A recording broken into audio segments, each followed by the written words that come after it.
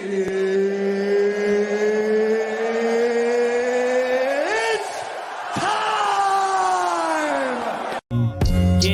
up, let me begin. This is TWSN. You ain't. Hello, and welcome to the TWSN Patreon page. Here we will provide you with the sports betting tips, picks, and information in order for you to become a successful gambler. We have 5 packages that I think really do an incredible job of providing the information tailored to you, what you want, and what your sports betting needs are. For more information, reach out to the TWSN team, but we have a ton of stuff coming your way. Content from fantasy football, sports betting for UFC, NBA, NHL, and of course the NFL. We are so excited to be able to bring this service to you, and let us know if there's any more information you need. Get up, let me begin. This is TWSN. You ain't heard about us yet, well you better know now, because it's the place that it all goes down on. What's going on, ladies and gents? Welcome to another edition of Strikes and Submissions. Here again, we got Michael Daly, the one and only. How you doing today, Mike? Dorian, to quote a Canadian philosopher who goes by the name of Aubrey Graham, I'm here for a good time, not a long time. Let's get at it. Yes, sir. Right back at it. And of course, Dorian right here. Got a great week of combat sports. We got some nice recaps to go into. And first and foremost, guys, make sure you drop a follow for TWSN on Twitter and Instagram, as well as subscribe to the YouTube and hit the bell. And drop a like on the video while you're watching it. Now, let's dive straight into it. There's no need to sugarcoat anything. Mike, UFC 269, one of the best cards of the year, if not the best cards of the year, pay-per-views at least. We had a whole lot to get to, and we won't discuss it all.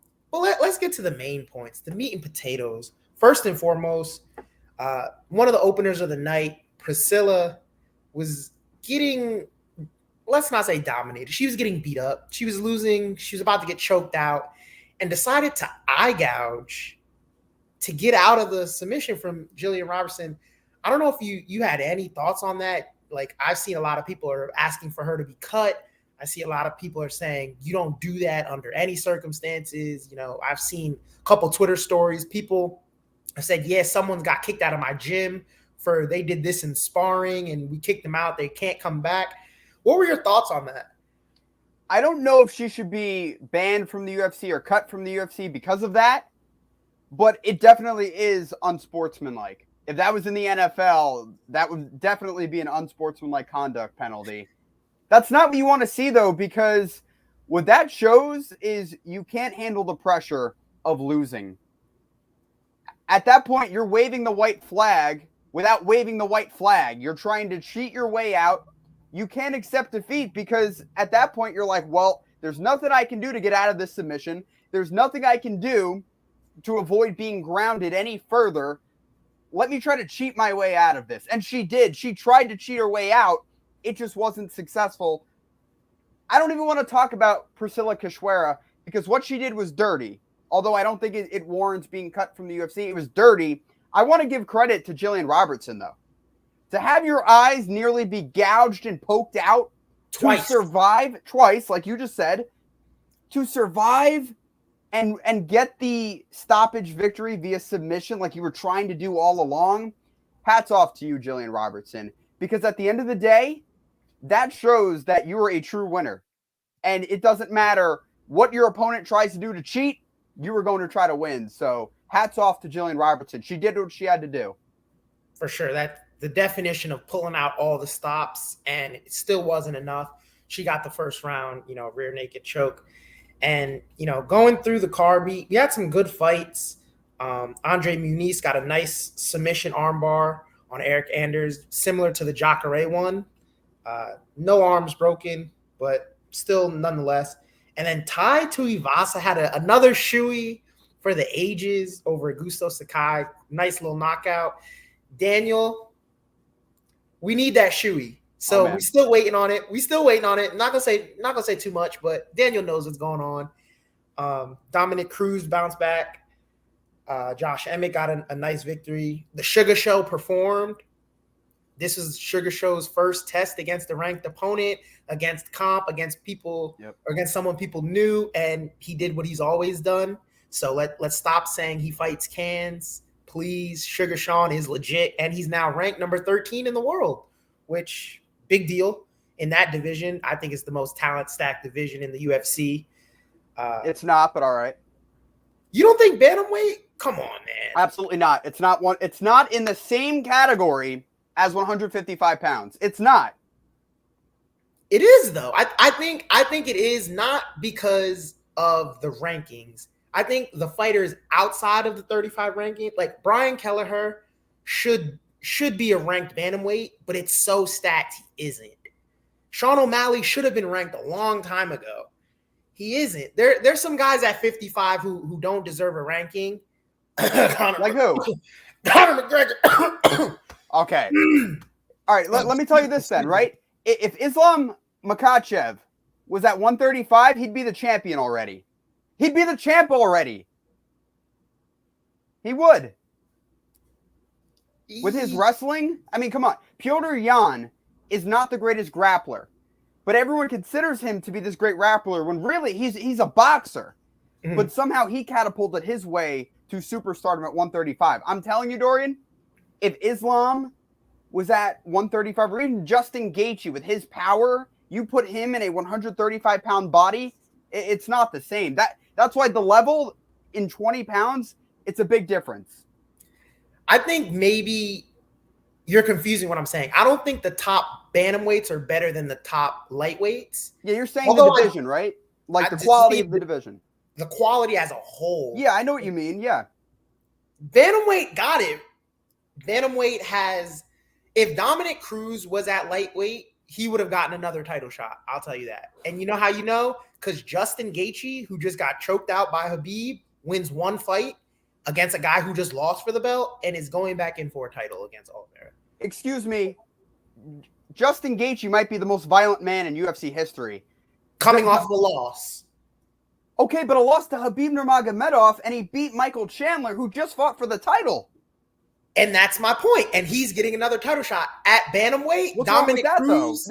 Dominic Cruz lost to Henry Cejudo and had to fight an unranked guy after. Cejudo was a former flyweight, and he lost to him. And that's the greatest. That's the greatest bantamweight champion of all time. Come on. If we're talking about that has nothing to do with why he's fighting. I'm just saying, when a guy loses at bantamweight, they really have to fight to get back up. A guy loses at lightweight. Makhachev's still waiting his turn. He has Beneil in front of him. Exactly. He's still waiting his turn. If he's always had Beneil in front of him, though. Everyone says Islam's on this long streak. I get it. Beneil's on that same streak. So we can't have Islam jump him just because he's Khabib's boy. Yeah, but hold on. Beneil just jumped him in May when he beat Ferguson. It's not like he should. I don't know about that. If I dominate Tony Ferguson, I should be higher than you beating Drew Dober. Yes. Or Thiago Moises. Yes. I just beat a former interim champ. Dan Hooker. That's afterwards. No, it's not. But what about now? The ratings can fluctuate. Beating Dan Hooker doesn't get you over beating Tony Ferguson. In 2021. Yeah. Okay. I get it. Okay. But just saying. We still have more of the card to talk about. So speaking of a former 35 champ, Cody Garbrandt got knocked out. Man. By Kai Car-France. That was nasty. We getting back to 269, guys. We got off track. We got a lot of show to play with. We cool. And let's get straight to it, Mike. Is this the greatest upset in UFC history? Without a doubt. Without a doubt. Yeah, Dorian, it is. And I would go as far to say that it's on the same level as Buster Douglas, Mike Tyson. Because at the end of the day, Amanda Nunes, yes, she has losses on her record. Kat Zingano was her last loss. But Amanda Nunes was a world beater. She was. And if you compare that to 1991, February 1991, when Mike Tyson faced Buster Douglas, he was on that same level. No one would have thought Mike Tyson would have lost to someone like Buster Douglas. If anything, Evander Holyfield at that time looked like the guy who could have beaten Mike Tyson. You could say the same thing about Valentina Shevchenko or even Kayla Harrison. One of those two would have taken down and dethroned Amanda, not Juliana Peña. So that's why, to answer your question, Dorian, this has to be the greatest upset. You have Matt Serra against George St. Pierre. That's up there. There's a few others that are up there as well. But man, I would say this is the one. It was a minus 900 favorite Amanda was. Yeah, I think I'm going to agree with you. I was looking back through UFC history. I wasn't going over to boxing. But you did say this last week. You said if she gets the win, this is Buster Douglas, Mike Tyson. This is that big. And like you said, Amanda's last loss, 2014 to Kat Zingano. After that, I'm not gonna tell you she won 12 fights in a row. I'm gonna describe it to you.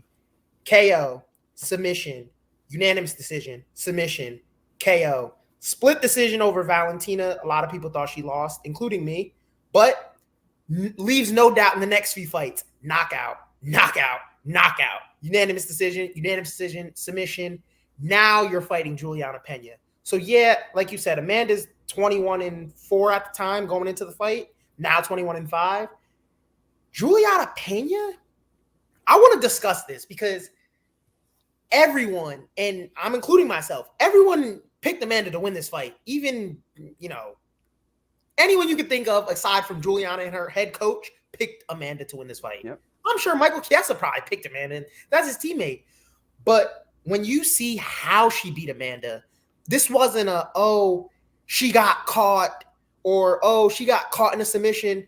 No. Juliana came out from the bell and laid it on her and did everything. Every little thing she said she was going to do, she did it. Hey, I'm going to establish the center of the octagon. Hey, I'm going to punch Amanda in her face. Hey, I'm pushing her back. She hasn't fought anyone like me yet. Amanda's like, yo, I beat mad people like you before. You're a wrestler. I was with Amanda. You were with Amanda. We were on the same page. Like, no, she's beaten plenty of people like you. Peña didn't come out to wrestle. She came out throwing them things and was hitting Amanda. And last time we saw this with Amanda, it was against Chris Cyborg. So I'm on the edge of my seat like, oh, Amanda's about to catch her and put her out. Oh. Okay, now Amanda's going to get, oh. And it never came. Amanda landed, don't get it twisted. Amanda landed on Peña a couple times, lumped her up a little bit. But when she got the fight to the ground, Joe Rogan said, I don't know how Amanda Nunes, being the elite level fighter and champion she is, gasses out that early in the second round. I'm going to have to agree with him because Amanda didn't get submitted because she's not good on the ground. Amanda quit because she was tired. And now, I don't know how that's the case if you're training hard, if you really are training. Now, there was rumors, Juliana said it, when the first fight originally got rescheduled. Hey, I heard from her teammate she's not even training for this fight. Dana, strip her of the belt. Dana's like, yo, chill, bro. She got COVID. Like, relax. Juliana might have been right. Not might have. Juliana was right. Let's give her flowers. Juliana Peña was right about everything she said. Amanda hasn't fought anyone like that. Amanda probably likely wasn't training because if she was, we know what she does. So, yeah, I'm here to give it up. Juliana Peña is the GOAT. I would not agree with saying she didn't train because at the end of the day, we don't know. We don't know her regimen. The only people that really know are Mike Brown, her wife, I would say, and very close teammates. What I will say, though, however she trained, I don't think was proper enough. I don't think she did it the right way. I wouldn't go as far, like you're saying, she didn't train at all or didn't train enough. I just don't think she trained properly. And I also think she overlooked Peña. What this showed me is that Amanda Nunes is no exception to the rule. And the rule is you can never overlook your opponent. Never. And everyone thought, oh, it's Amanda Nunes. She's the lioness. She can do as she pleases. Well, she can't, because at the end of the day, we have never in the past 6 years seen Amanda get dominated on the ground like this. I would go as far to argue Juliana Peña didn't even sink full hooks in on the submission. Not one hook. Did not sink them in, and she still got the submission. So you are right. She was tired, and I think that did lead to, or that was a result of proper training, and maybe not training enough. But the way I see this moving forward, there's two things that could happen. Amanda can turn this around, whether it's a rematch or fight somebody else, and restore her legacy. Or this is the beginning of the end, and we will never see the same Amanda Nunes. I would like to think there will be a restoration process. Amanda is legendary enough to learn from this loss and get it back, avenge this loss, specifically to Juliana Peña. But it's going to be an uphill battle. I'll say that. And then if you're looking at the champion, Peña, I don't know if you want to fight Amanda Nunes right away. There may be something else in front of you, a first title defense, or trying to avenge your own loss to Valentina Shevchenko, which won't be an easy feat either. You're making some great points, Mike. I was going to ask you, what do you think's next for them? And Dana said, if Amanda wants it, immediate rematch, of course, because you've been that dominant champion. If I'm being honest, I don't think Amanda's ever fighting at 35 again. And I feel comfortable in saying that. She will allow Juliana Peña to have her moment and move on, because that's what Amanda does. When Amanda loses, she's not coming back to redeem those losses. She's just going to move on. And that's fine. There's nothing wrong with that. And she is still the champion at 45. But the thing is, at 45, there's not a lot of bodies there. And the UFC was talking with Kayla Harrison to bring her in. If she were to be brought in, it would be at 45, not 35, because I don't think Kayla can make 35. But what's interesting about all of this, if what you said is right and Juliana goes to revenge a loss against Valentina, if Valentina can move up and take the 35 belt, I think that would be something that Amanda may come down for. I don't see Amanda coming down to redeem this loss, because it was embarrassing, if I'm being totally blunt. And I love Amanda. If she ever sees this, it's no disrespect, but this was an embarrassing loss. You're favored by that much. And I know she doesn't make the line, but your resume and your legacy speaks for itself. When you say she can restore her legacy, if she beats Juliana Peña in the next fight, that doesn't restore it for me. For me personally, I'm going to need you to dominate her like she dominated you twice, because she did it once. If you do it back, okay, y'all even. Now you got to go one up. And that's just me, but I don't see Amanda trying to make 35 again, because I have to give her some type of excuse. It has to be the weight cut. It has to be her not training. And that's me convincing myself that Juliana just simply outclassed her, because no one saw this coming. So when you bring up the point about restoring her legacy, I don't think she's getting double champ status back. But then, though, if she goes to 145, it's a very thin and weak division. At least 135, you have more competition. And a lot of people, when you talk about the legends, whether it's boxing or MMA, you remember the ones who lost, took the immediate rematch, and got the victory back, brought it back home. Mm-hmm. If she's able to do that, for me at least, I think that would restore a lot of things, because one of the biggest knocks on Roy Jones Jr., he would lose a fight, go for a rematch, and he would lose that as well. But at least he went for the rematch. With Amanda Nunes, I think here there's an opportunity for her to do away with Juliana Peña, because you know what?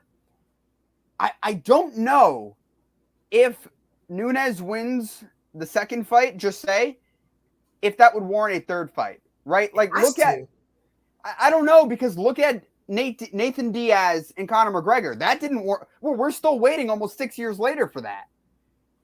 Fair. So, I don't know.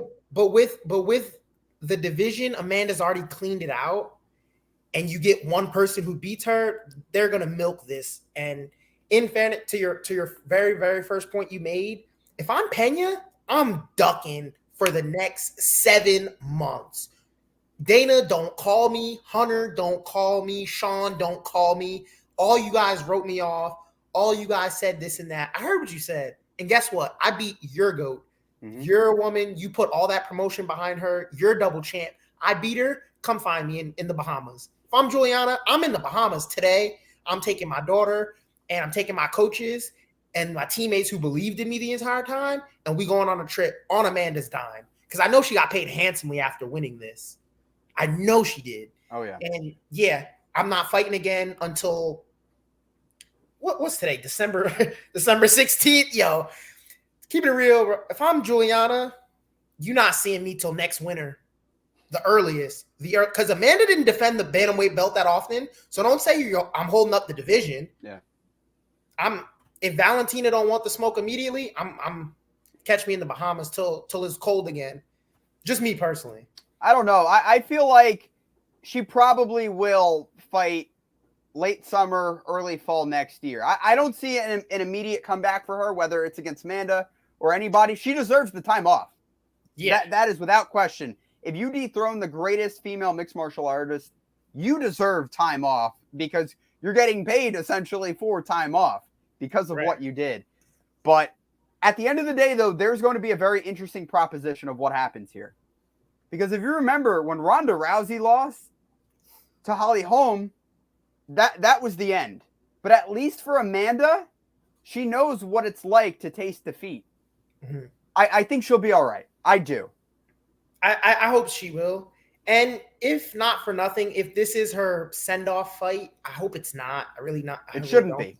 But she's mid-30s, I believe. Made a ton of money, cleaned out the best divisions in the UFC, or not the best, but the best promotion in the world, cleaned out both divisions. There's nothing for her to prove. If she were to retire, I could see her walking off, because Ronda should have known after Holly, I'm probably not coming back. And she came back against Amanda for the belt. And yeah, you don't want to get embarrassed like that. But I don't think anyone would do Amanda that bad. But I mean, who knows? Juliana just did. I don't know. But we can move on to the main event. And I'll let you take this one away, because I told you. I told you about that. I told you about the most dangerous fighter in UFC history. I told you about the undisputed UFC lightweight champion. I told you about DuBronx. It's Christmas over here for people like me. Had a nice parlay hit, and let me just reveal this and I'll let you go. I had a nice parlay going, 6-legger. I hit 3 out of the 6 legs right before the Kai fight. I had Kai. I said something's not right. Pulled the ticket and remade a new one. Guess what? Amanda would have lost me that ticket. Ooh, she would have never heard the end of it. But guess who I put on that second ticket? You already know, Charles Oliveira. Mike, take the floor away. You want a cookie? You want a cookie for that? I got a candy cane. I don't need a cookie. All right, I'm proud of you. I'm proud of you. You got your candy cane. Congrats. I'm so proud of you. What I saw in this fight, because I'm not even going to talk about Oliveira. We all know how great he is. He's the greatest submission artist of all time. What I saw is that Dustin Poirier crumbled under the pressure yet again of a grappler. Say it again. If it was anybody else, and no, I'm not highlighting Charles Oliveira. This is Dustin Poirier, because I got a point I need to make here. If it was anybody else facing Dustin Poirier, I think Poirier would have won, because you know what? You think Oliveira is this great fighter. On the ground, he is. But if I'm not mistaken, he was getting pieced up by Dustin in the first round. And then Oliveira said, you know what? Oh, I'm sort of a wrestler. Let me shoot on him. And he did. And Dustin got scared and didn't open his guard for the next 5 minutes and laid there and accepted being ground and pounded by the champ. Great. But you know what? I'm not going to give the credit to Oliveira. I think Poirier lost this fight. I'm being honest with you. I think he lost the fight because, like Amanda, I don't think he trained properly. I'm not saying he didn't put in the work, but you had to have known, right? if Oliveira is in any trouble on the feet, which he was bound to be, because Oliveira is not as good a striker as Poirier, I'll still say that, regardless of a win or a loss. Poirier had to have known that Oliveira was going to try to take it to the ground out of desperation. Let's be honest. Oliveira was desperate. He was desperate to get it to the ground, and he did. But Poirier, the moment the second round started and he was taken down, that was it. I compare Poirier to a rapper that I think a lot of people will get this comparison. I compare him to Big Sean. Big Sean, a very solid rapper, but he's not elite, right? Big Sean's good at what he's good at, but he's not elite. He's not Drake, Kendrick, Cole. He's not one of those guys. Poirier, as solid as he is, he will never be Khabib, Charles. I don't even think he'll be Conor McGregor in terms of the outlook, because Poirier, when he faces a grappler, he crumbles. Same thing like Big Sean. He does solid work, but when it's go time to stack up against Drake and all these other guys, what does he do?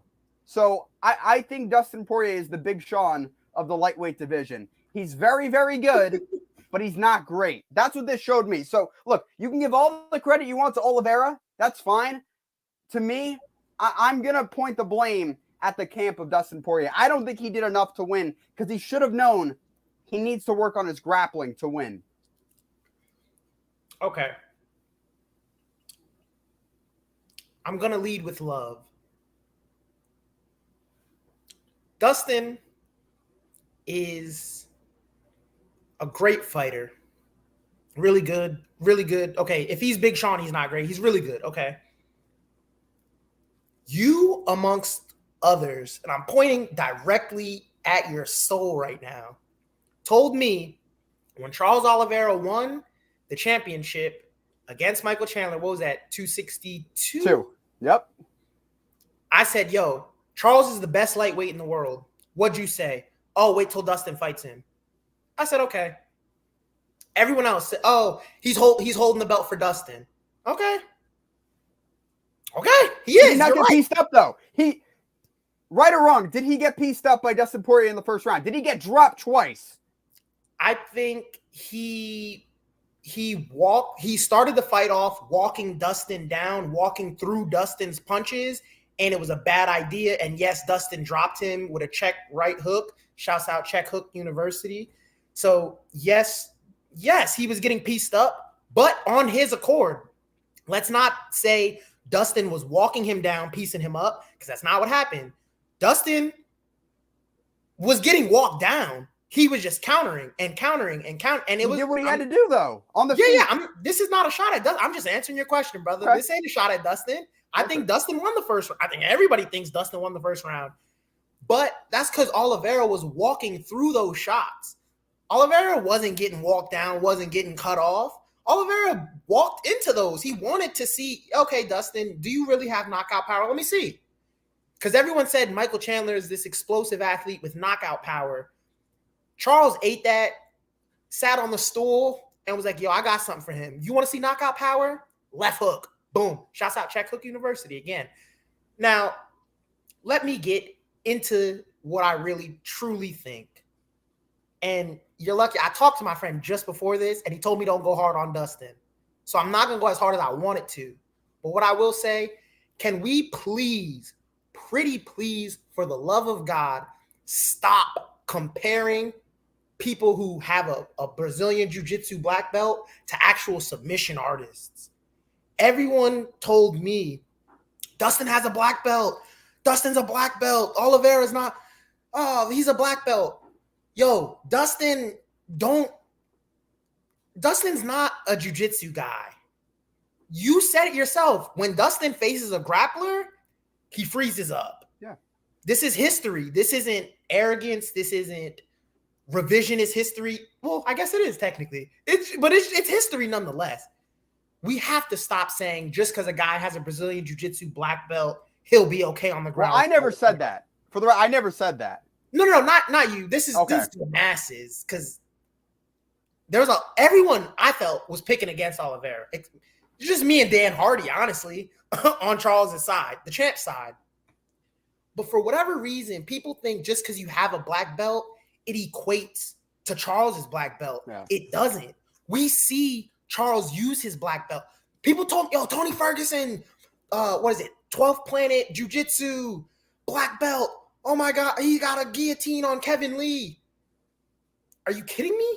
I would say Tony's better than Dustin. I would say Yes. Tony's a level above Dustin. He is, but when we saw Charles get on top of him, it didn't look that way. Yeah, that's because Charles the Great. See, here's the thing. Anyone who would have said that Poirier is somehow on Charles' level doesn't follow close enough grappling. That's the thing. But I will say, though, I think Dustin, regardless of this loss, is a more complete mixed martial artist. I think he is. I don't know what to say, because what does Charles have to do? He just choked him out. He took his back in 5 seconds. Dorian, Dustin, he backpacked him. But no. He gave Charles his back. Dustin felt that body lock, felt that squeeze, and said, "This isn't the Brazilian Jiu-Jitsu squeeze I'm used to." And he folded. But gave here's the his thing. back up. But here's the thing, Dorian. He tried to have Oliveira slide off because he thought he was high up on his back. All right, he'll get off. But I agree. He made the mistake. He folded under the pressure. But I'm going to be honest with you. If they fight again and if Poirier makes those adjustments, I don't know if Oliveira will be able to sink in a choke or be able to get his back again. I don't know.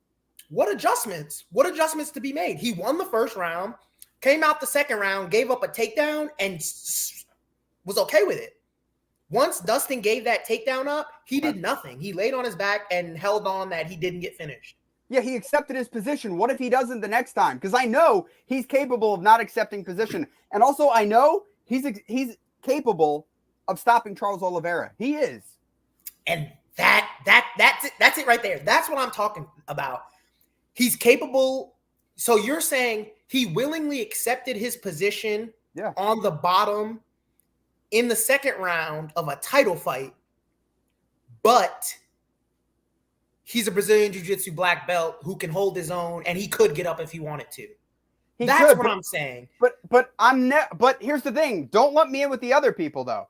I never put him on Charles Oliveira's level because no one has ever said Dustin Poirier is the greatest submission artist of all time. People have said Charles Oliveira is, so there is a difference. But what we need to talk about here is competency on the ground. Dustin Poirier is very competent on the ground. I mean, for Christ's sakes, he almost submitted Khabib Nurmagomedov.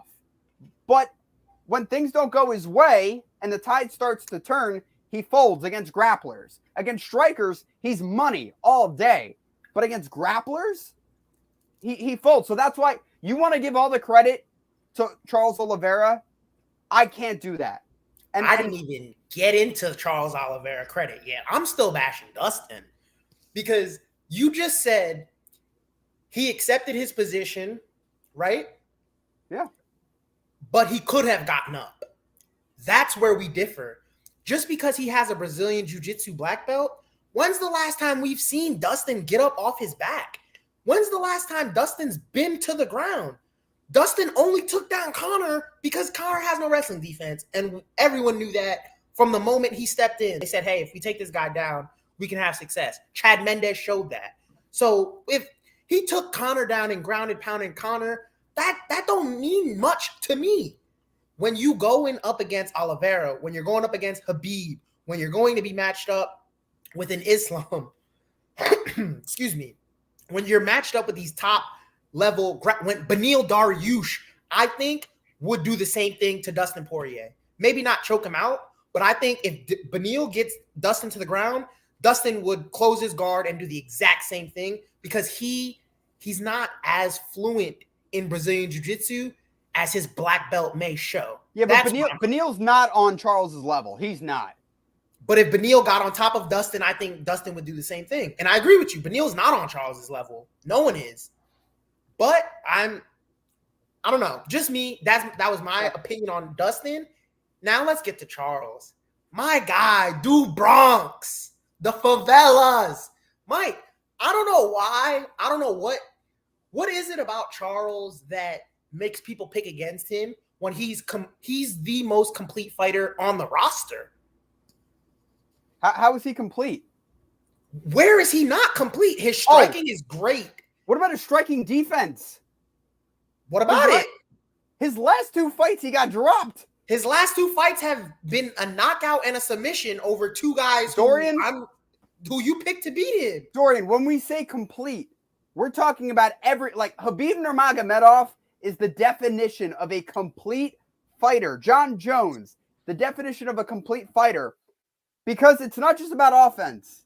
And that goes without saying, not just striking, but grappling. Right. How can you defend a takedown? How can you defend shots being thrown back at you? Charles Oliveira, we have it on tape here, right? This is not me just making this up. Almost was stopped by Michael Chandler. And was, after he was knocked down by Poirier, was flailing up kicks. Was he not? Yeah, so he was dropped. Just because you get knocked down doesn't mean anything if you get up and then finish the guy. Dorian, he went back to his roots. I'll remind you, both Not with fights Chandler? went back to his roots. Not with Chandler. With He Chandler, tried to choke him out. No. I'm saying after he got clipped, he went back to his corner. The round was over, and he came out and hooked him in his face, and Chandler was running. Michael Chandler, hold on. Let me just say something. Last thing. Okay. Michael Chandler is tough. I like Michael Chandler. There's no knock on him. As do I. Michael Chandler rocked him in the first round, dropped him close to getting a finish if, Charles doesn't dip. Okay, cool. Michael Chandler then went back to his corner and got up. What happened after that? He expended too much energy. That's what happened at the end of the round. No. Keep it a bean. He got slept. Because he expended too much energy. He had plenty of energy to run alongside the octagon before he got cracked with another left hook again. Dorian, to survive. Come on, bro. You watched the fight. He survived. And I saw Oliveira survive, and you not give him credit. Here's the thing. You know what? He survived because there wasn't enough time on the clock. Let's be honest here. You said keep it a bean. I'll keep it a bean. He survived because there wasn't enough time on the clock. So you're saying his defense was good enough to make it to the end of the round? He was saved by the bell. Yes, that's exactly what I'm saying. It was Zach Miller's time. He was saved by the bell. In my opinion, if I drop somebody and I let them make it to the bell, that's an indictment, not on me, on their toughness. Oliveira got dropped by both Chandler and Dustin. You're right. His striking defense isn't the best. But how is that complete then? That's part of it, though. That's what I'm saying. That's part of it. When I think of complete, I think of striking, offense and defense, wrestling, offense and defense, grappling, offense and defense on the ground and on the cage in the clinch. I think he is the best grappler on the ground in the UFC. I don't even think that's debatable. Yeah. I think he defensively as a grappler is great enough to, if you can sweep and you can get your opponent from on top of you to you're now on top of them, that's a defensive tactic. He pulls guard and sweeps people. He did it to Clay Guida, if I'm not mistaken. He jumped the gi, didn't get the ghillie, and then swept him. That's great grappling defense. His striking offense, we know it's pure. He just knocked Michael Chandler out. You say Justin Gaethje's the most violent man. Do you like Justin Gaethje's striking offense? Because he couldn't knock Michael Chandler out and had 15 minutes and couldn't. Michael Chandler was playing in his face, woo, woo, woo, woo, woo, woo, woo, woo, woo, woo, and Gaethje couldn't knock him out. You're telling me Oliveira, who knocks out, not only knocked him out, he dropped him, he got up again and started running for his life to be saved by the bell, like you said. Couldn't make it, though, because Charles put that bang on him. Put that left hook again. Gaethje couldn't knock him out. Charles could. That tells me someone striking is a little crisper than others. Oh, it does. It does. Okay. Oh, it does. All right. It does. So, all right. If we're going to play that game then, right? If we're going to play that game, didn't Justin Gaethje knock out Tony Ferguson? But Charles Oliveira. TKO. All right, TKO. My apologies. Big difference here. Because when Charles Oliveira couldn't even submit Tony Ferguson when he had his arm nearly snapped off. So if we're going to play that game, tit for tat. He got saved by the bell. What you mean? Okay, all right, you can say the same thing about Charles then. Okay, but we're both right. They got saved by the bell. But if you're telling me Gaethje was beating Tony Ferguson like a drum for 4.5 rounds, Herb stopped that fight out of not necessity because he didn't need to. Tony was still standing. He was just taking damage unnecessarily. So yeah, the fight stopped. So you're saying, okay, for example, we both recall Max Holloway, Calvin Kattar. At any point, that fight could have been stopped. Mm-hmm. Are you going to say Max knocked out Calvin Kattar? No, because it wasn't a knockout. It was a ref stopping the fight out of, yo, you have nothing for him. That's what happened with Gaethje and Ferguson. Okay. So when you translate it to I'm the most violent man in MMA, which Gaethje says, when you say, hey, Charles, you're a quitter, which Gaethje said, hey, Dustin's going to walk through you and I'm going to get my rematch with Dustin, which Gaethje said, not for nothing, Poirier knocked out Gaethje, had him trying to single leg Herb Dean. When Charles got dropped, Charles wasn't trying to single leg him. Like you said, he was throwing up kicks. Come get some. That's toughness. I know it's not the cleanest striking defense. He don't got the Peter Yan blocking. He don't got the Dustin. I saw it called the Hillbilly Philly Shell. So he don't have the Dustin Philly Shell, but his defense isn't to be played with because if you do try to go for the finish, ask Michael Chandler what happens if you don't get that. Ask Dustin what happens when you can't finish him. He's durable. That's one thing that was a knock on his career prior. Charles's durability, I don't know how, after being in the game so long, has gotten better.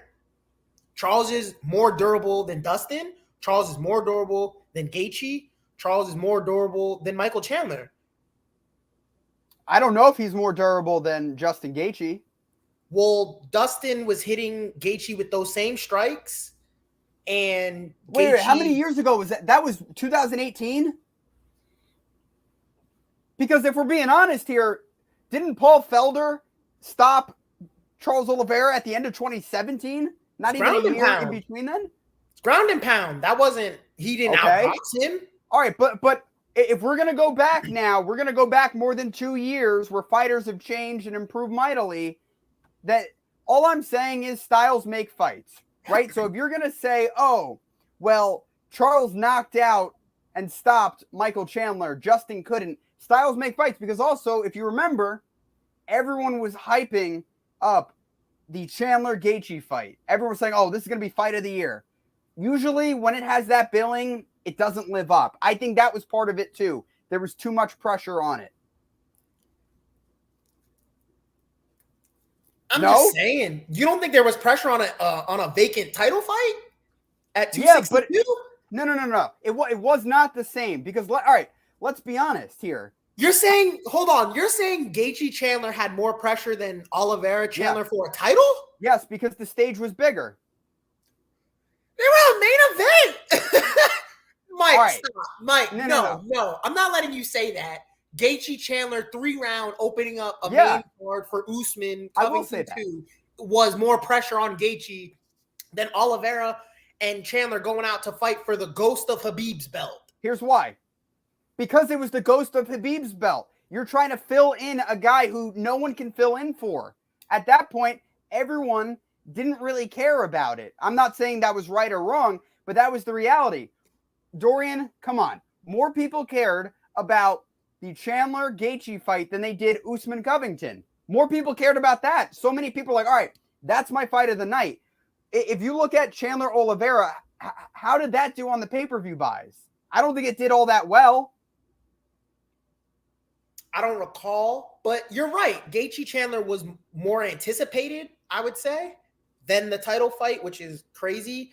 But when it comes to pressure, it was not more pressure on Gaethje than it was on Oliveira. I don't know about that. Especially given how the first round went. That's a lot of pressure on Charles to come and correct his and right his wrongs in the second round. Gaethje Chandler first round was close, but Justin won the second and third clearly.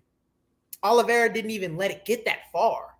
He said, look, I'm done dealing with adversity. Like you said, Paul Felder did elbow his head into the canvas. Okay, cool. But what happened after that?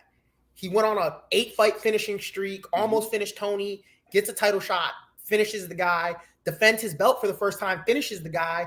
And you still said Dustin's the better fighter. You would probably pick Dustin again if they fought. That's crazy. That's the disrespect I'm referring to. Look what he did in the first round. Look what he did. Look what he did in the second and the third. Because he couldn't defend the takedown. That's Dustin's fault. Dustin knew the takedown was coming. All right, I think we're seeing this differently. I'm saying Dustin needs to make adjustments. You're saying he can't make those adjustments. I don't know if I'm on board there yet. Because you started off with the reason I think he can't make the adjustments. Oliveira, no matter what, he can never hit a mid again. Oliveira will know grappling like the back of his hand because he's a grappler. Dustin never has to grapple again, and he can box, and he knows boxing because Dustin's a stand-up fighter. When Dustin's on the ground, it's murky waters down there. He gets lost. So I don't think there's an adjustment to be made. It's just who he is. It can be corrected. It can be fixed, but it's so, not calling you idiotic, but it would be idiotic to think Dustin wasn't working on his grappling knowing he had a title fight with Charles Oliveira. Yeah, but I don't think it was to the extent he could have, because honestly, I think he was working on his striking. Let's be honest. Look how the first round went. Because Charles didn't go for a takedown in the first round. Yeah, but Charles only went for a takedown because he was desperate. Had he had success standing up, look what he did in Michael Chandler. Had he had success standing up, it would have stayed there. I agree with that. I wouldn't say desperate. I just think his coaches say, hey, you're down 1-0. You got 4 more to get 3. Why don't you try for a takedown? Maybe that's an easier path to victory. And when Charles got the takedown, his coaches were like, hey, Dustin's not even trying to get up. Why don't you just take him down the next round? And instead of even taking him down, he gave his back up before he took him down. He gave up. Let's be real. I called Darren Till out when he gave up. Who was that? Brunson choked him out? Yeah. I said Darren Till gave up. I'm going to say this is what I didn't want to say. But you got me here. Dustin gave up. You don't give your back to Oliveira standing at the beginning of the round, and like that's why I'm saying it's not fixable. That's a choice he made. That's not training. You think his coach told him to give his back up? You think they were practicing that in the back? No. This comes back to what I said, though. He crumbles under the pressure of elite grappling. That's the problem. But I do think, though, if you're a black belt in Brazilian Jiu-Jitsu, that means you have been training for a minimum of 10 years. You know enough what it means to scramble out. You know what it means to try to fish out of trouble. I look, and I'll this is the last thing I'll say because I know we got to move on. Knowing Dustin and the veteran he is, if they were to fight again, which I don't think they will, I think he'll make the necessary adjustments. Dustin's getting slept if they fight again, but it's all right. We don't have to go there. Maybe he can fight McGregor again. That's probably best, right? He's probably going to take the McGregor fight. He's not going to fight Nate Diaz next month. He's not going to fight Tony Ferguson. He's not going to fight Chandler. Dustin is semi-retired, and that's okay. No, he's not. He's not. Okay. Check his Twitter. He said right after the fight, I don't know what's next for me. That sounds like a guy who has enough money in the bank. Though. It sounds like he has enough money in the bank to semi-retire. No, that's a guy who wanted to be champion and wasn't. Now he's like, all right, what do I do next? Beat somebody. I don't know. But anywho, we can agree to disagree. That's the debate. Yep. Derek Lewis and Chris Daukaus are fighting in 2 days. This flew under the radar for so long because it got booked, I think, a month after his Gone fight back in August at 265, I believe. It went under the radar because it was a week after pay-per-view. It's the last card of the year. This is a banger of a main event, Mike. And I don't know who you have, but I think Derek Lewis bounces back. I really do. I don't think Chris Daukaus can just throw these combos he's been throwing and knock Derek Lewis out like he's been knocking everybody else out. And I haven't seen enough of his wrestling inside of the UFC to make me believe he can take and hold Derek Lewis down. He might take him down, but holding Derek Lewis down is completely different. And I think if you're willing to stand up with Derek Lewis for 5 rounds, it's probably going to end bad for you unless you're Ciryl Gane. But yeah, I have Derek Lewis by knockout in this. I don't see it the same way you do. Right now, I see a Derek Lewis who, with someone who is a quality striker, which I think Daukaus is, someone who can pop a jab, someone who's able to circle out of trouble, I think that's a matchup nightmare because this isn't someone like Curtis Blades who is just going to try to shoot when he's in trouble. Chris Daukaus, yes, he's a Brazilian Jiu-Jitsu black belt, but he has power. I know Derek Lewis is the knockout king, and without question, Derek Lewis is the greatest heavyweight knockout puncher in UFC history. I don't think that's up for debate. But at this moment in time, though, I think Derek Lewis is a little long in the tooth. Because I think that loss to Gane aged him and set him back.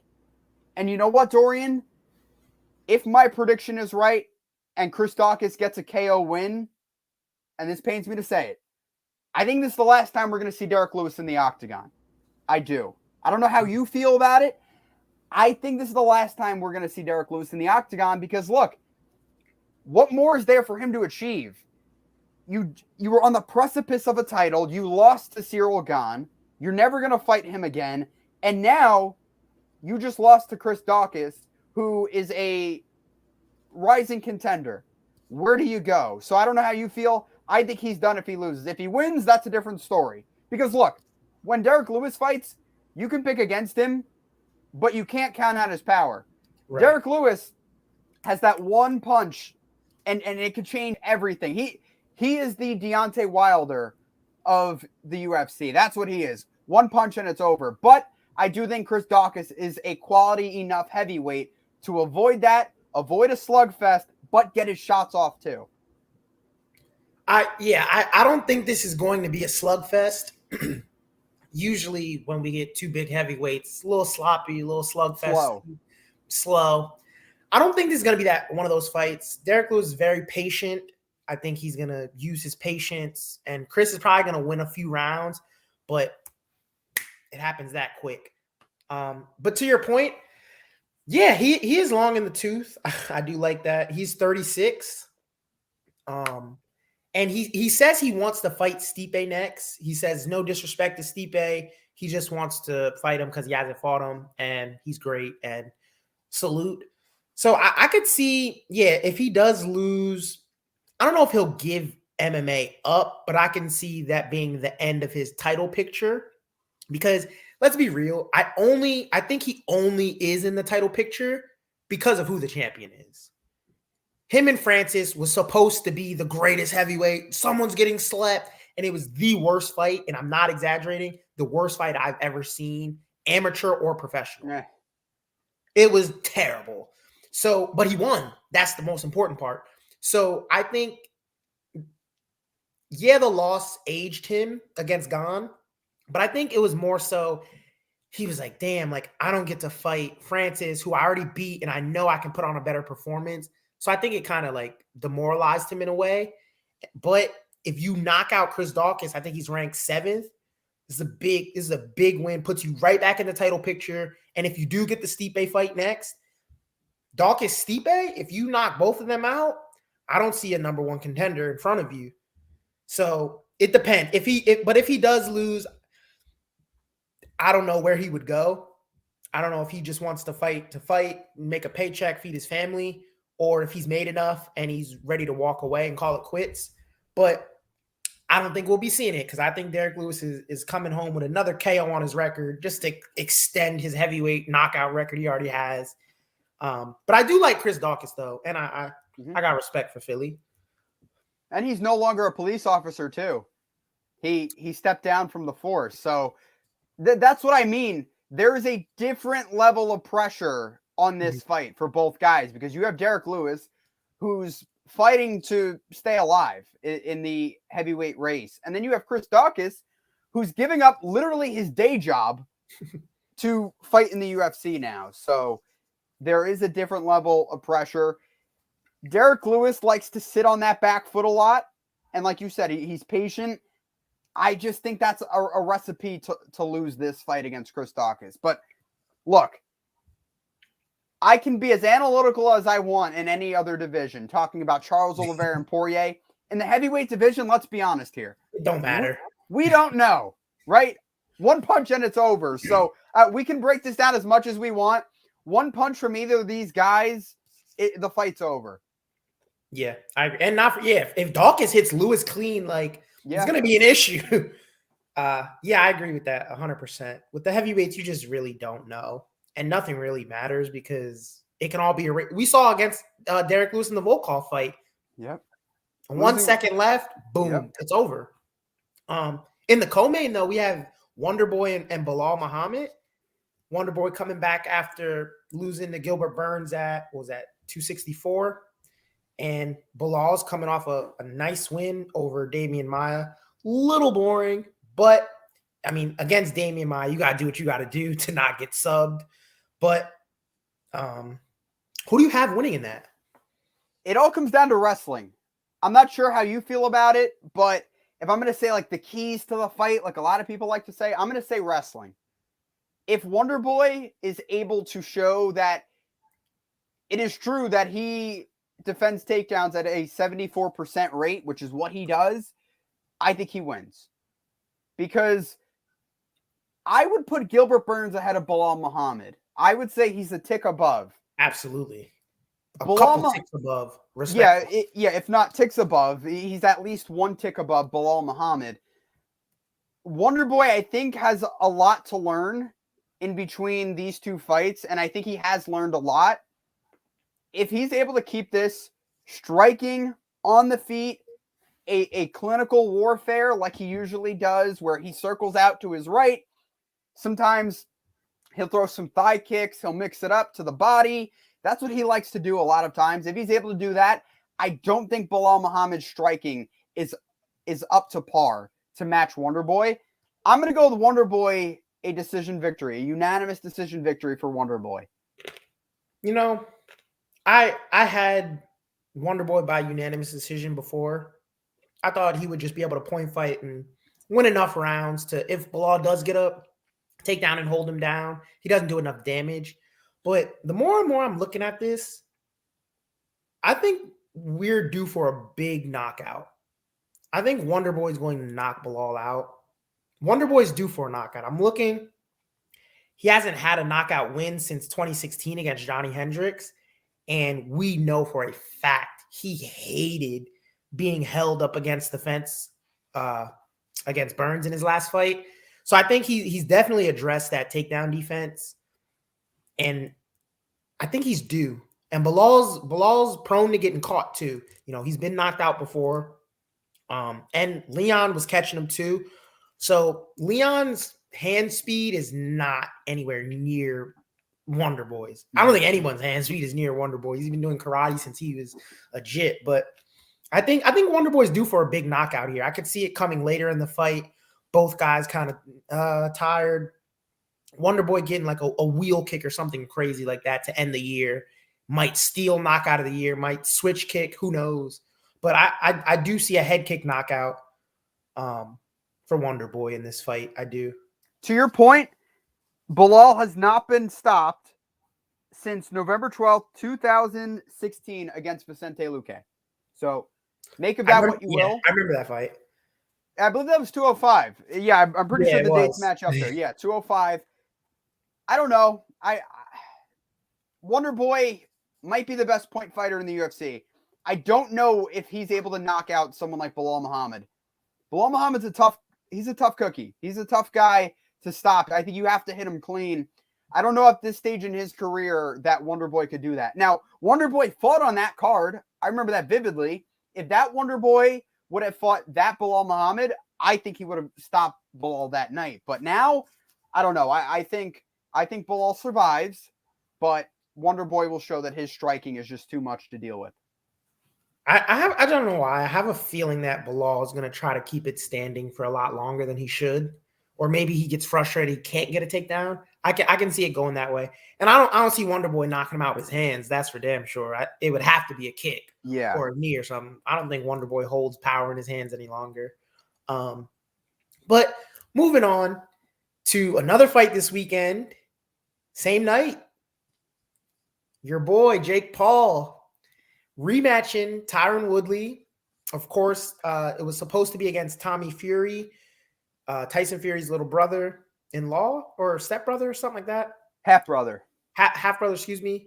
And he pulled out a couple weeks ago with a rib injury. Tyron Woodley magically has been training boxing for the last however many months and was willing to step in on short notice and take the rematch. I will let you go first because I feel I'm probably going to disagree with you.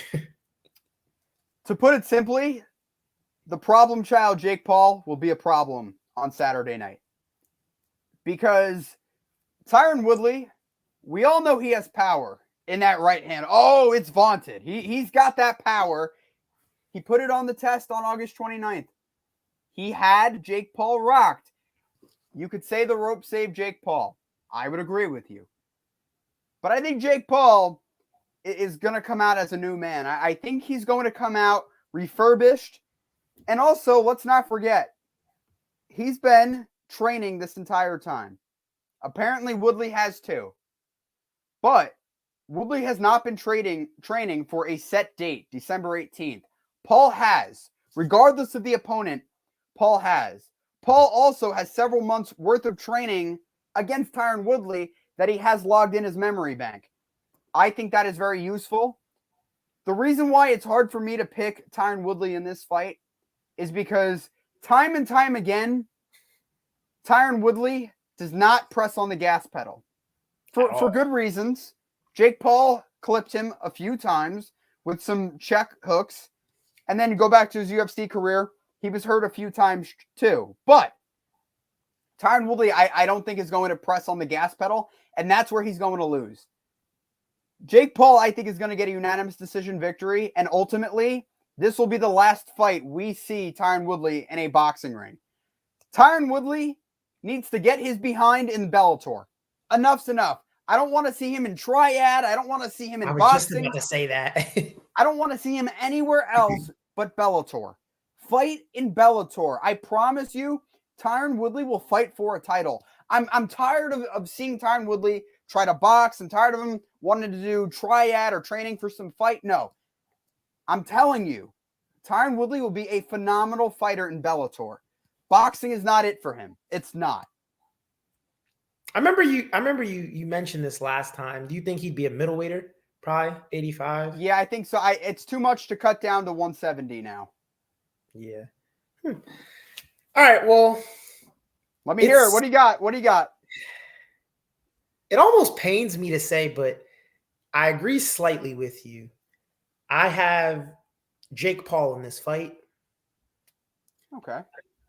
I disagree with the unanimous decision part. I think this is lined up perfectly for Jake Paul to starch Tyron Woodley. I think you made a great point. I didn't even think of it till just now. Jake Paul has been training for a set date. Jake Paul will be peaking on Saturday night if his training team is doing their job and he's doing his job. He'll be peaking Saturday. Tyron Woodley, he may have said he knew. I saw the pre-fight presser today. He said he knew the fight wasn't going to happen, so he just started training. I find that hard to believe. I do believe he was training, but again, for that set date, your body peaks at a certain level. Tyron knows about it.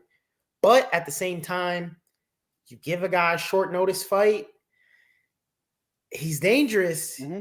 And you get a huge, huge opponent switch from Tommy Fury. I'm not very familiar with him, but professional boxer, from what I know, hasn't gone out the fourth round, I believe.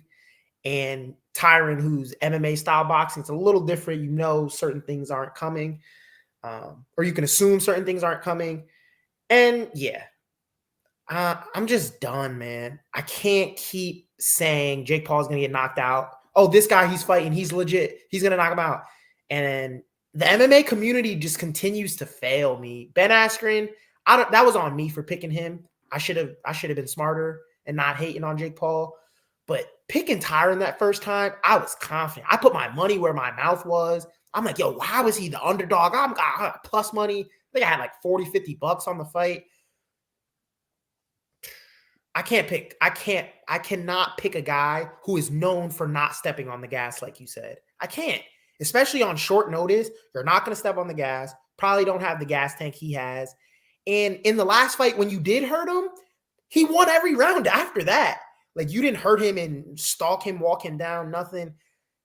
The whole pre-fight presser, he's being respectful. And I don't want to hear it, Tyron. And I don't want to see him in Bellator, actually. I would like to just see him go to Triad, man. Box somebody else. Stop. Yeah, I don't want to see you box Jake Paul. I don't want to see this. You had to get this man's name tatted on you. Where's the self-respect? Where? Why would I pick you? You know what? That was smart, though. That was smart. I'm not getting man name tatted on me for no amount of money, man. Come on. No, here's why. Here's why that was smart. Because, and this is all me believing what Tyron is saying, right? This is me buying what he's selling. He said, I knew all along Tommy Fury was not going to make it to fight night, or Jake Paul wasn't going to make it to fight night. He knew he was going to step in on the 18th. So you know what he did? He said, all right, Jake Paul, I'll do you one solid. I'll get this tattoo, but you're going to give me my rematch. Because remember, he only had the tattoo because of the rematch. That's what they came to at the end of the day. So I think Paul-Woodley knew what he was doing. And now he's getting another bag. And a bounty is put on Jake Paul's head, a $500,000 bounty. So I would agree with you. I think this fight is more dangerous for Jake Paul because you're fighting a live dog on short notice with a $500,000, a $500,000 bounty on your head. But I would also say I think Jake Paul is more dangerous than he was the last time around because Jake Paul knows what he's capable of. He knows the mistakes he made. And also Jake Paul knows what's on the line. He wins this fight. He could fight Tommy Fury next. He could fight one of the Diaz brothers. It's options galore for Jake Paul. So that's why I think if we're weighing what's at stake, I think Jake Paul is going to rise to the occasion. Yeah, I think this is going to be a quick night, actually. I think this is a knockout within the first 4 rounds. And I think actually Amanda Serrano is going to steal the show in the co-main. Not for nothing. Darren Williams, Frank Gore, I'm going to tune into that. Let's talk about that. Yeah, I don't know. I don't know who I'm picking because Darren Williams has been training, he says, for years and years and years and years. Frank Gore says, yo, I grew up around boxing. NFL, NBA, I don't know. This is going to be a tough one. I'm going to go with Darren Williams because Darren Williams, I have known this probably since 5 years ago or for the past 5 years. He owned an MMA gym. And I know MMA is not boxing, but there are parts of boxing in MMA, as you well know, as everyone well knows, right? There's the striking standpoint and the footwork. So there are some similarities that you can cross over. Darren Williams is also 6'6". Frank Gore is my height. He's 5'9". Or maybe he's listed taller, but I think he's 5'9". Yeah. And Frank Gore looked good on the pads, right? He was mixing it up with the pad work. He was adding in some checks, some defense to it. But I think Darren Williams has been training long enough in a serious fashion where he's around legitimate strikers in mixed martial arts. I think Darren Williams is going to get a decision victory. I know you don't like decisions, but I think Darren Williams is going to put on a show. But also, this isn't one of those hokey celebrity fights. Yeah. This is a real fight. I think this is a real fight where you have two guys who are inexperienced, but experienced for their level. And I think this is going to be a quality performance. And I'm glad you mentioned that. Most importantly, I'm so happy this isn't, hey, Darren Williams, come fight Jake Paul. Or, hey, Frank Gore, come fight Jake Paul. Like, no, these are two guys, same experience level, professional athletes in their own right, in their own respective sport, coming together and fighting. I'm okay with, I guess, gimmicky fights like this, as opposed to, like, you know, Floyd and Logan Paul. Yeah. Like, I'm not rolling with that. But like fights like this, I actually do get excited because it's likely someone's going to get knocked out because you might throw that left hook and not remember to keep that right hand up, and Darren counters or Frank counters. So stuff like that, I do find interesting. And not for nothing, I do like Darren Williams. And I didn't see him like ever retire from the NBA. He was just on the Cavs, and then you never heard anything about him. Yeah. So it's good to know he's been boxing. Good to know he's now a professional boxer. And yeah, I do have Darren Williams in the fight also, but I don't have confidence to say it's going to be a knockout. Yeah, I don't know. That to me, honestly, it's an odd fight because the other fights I feel like we kind of know, like Chris Aviles, he's fighting Anthony Taylor. That's a rematch from their Bellator fight. I feel like Aviles probably will win that fight, but Frank Gore, he's a tough son of a gun. He's one tough guy, but you know what? That could be to his detriment because he might, who knows, right? We don't really know what we're going to get with these two, but just based off the eye test and what we've seen in training, what we know about them, I think Darren Williams is going to have a very clean boxing performance. I agree. And shouts out Jake Paul. I've done my fair share of hating. I'm done with it. And I do think it's great what he's doing for women's boxing specifically, putting Amanda in this co-main. Like, hey, this is arguably the greatest boxer on the planet, male or female, right now. And she said she was getting paid $20K for her last fight. Like, no, fight on my card. I'm going to get you this bag, and I'm going to put some eyes. Because Jake Paul, one thing he does bring is eyes to the sport, not only boxing, but to women's boxing specifically. Yeah, I appreciate that. And shouts out Clarissa Shields for saying, I'll never fight on a Jake Paul undercard. He'll fight on my undercard. Well, that's because they don't like each other, Jake Paul and Clarissa Shields. They hate each other, which it's sad. It is unfortunate because Clarissa's amazing. But about Amanda Serrano, if she wins this fight, which I anticipate to happen, and I'm sure you do too, what needs to happen, right? I'm talking to Jake Paul. I'm talking to Eddie Hearn. I'm talking to any promoter, any building that could host this. Amanda Serrano and Katie Taylor need to fight ASAP. Katie Taylor just fought last weekend. Amanda Serrano is fighting this weekend. The dates are lining up, people. We got to get it going. This is the fight we need to see because, look, women's boxing, I don't think has ever been better than it is right now. We need to see that fight. Boxing robs fans all the time. I'm telling you, this will be a monster fight. I agree 100%. And I think Jake alluded to that. He said if she gets through her opponent, we're going to try to line up the Katie fight next. So hopefully all parties involved make it happen so we can actually see two of the top. I think they're both top 3 pound for pound, right? I think it's Katie, Clarissa, and then Amanda, if I'm not mistaken. But yeah, so and obviously Clarissa's too big for them, but I would love to see these girls fight. And we'll get to see Amanda fight this weekend at least. So hopefully, in a ending, I guess, a winter full of upsets in boxing, who knows what's about to happen. So let's not count our eggs before they hatch. But aside from that, Mike, the streets got a nice little argument from us today. Got a little emotion out of us. I appreciate it.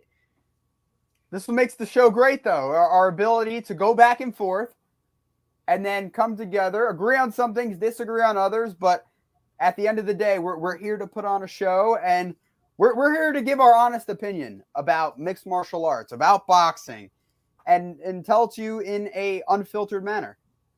For real. And of course, guys, again, subscribe to the channel. Follow me right here. I got it right the first time. And y'all know the saying, #no decisions, just like Oliveira. Finish. Get up, let me begin.